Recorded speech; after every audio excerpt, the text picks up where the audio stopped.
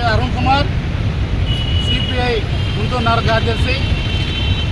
ఈరోజు గుంటూరు నగరంలో భారత కమ్యూనిస్ట్ పార్టీ గుంటూరు నగర సమితి ఆధ్వర్యంలో కేంద్ర ప్రభుత్వం అంతర్జాతీయ మహిళా దినోత్సవం సందర్భంగా ఈ భారతదేశంలో ఉన్నటువంటి మహిళల కోసం ఈ కేంద్ర ప్రభుత్వం ఇచ్చినటువంటి బహుమానం ఏదైతే ఉందో గ్యాస్ సిలిండర్ ధరలు పెంచడాన్ని తీవ్రంగా వ్యతిరేకిస్తూ ఈరోజు నిరసన కార్యక్రమం చేయడం జరుగుతూ ఉంది.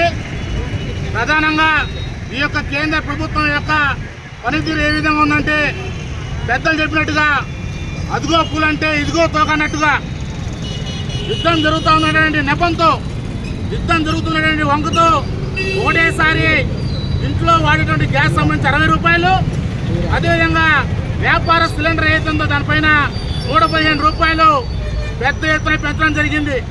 దాన్ని సిపిఐగా తీవ్రంగా ఖండిస్తూ ఉన్నాం.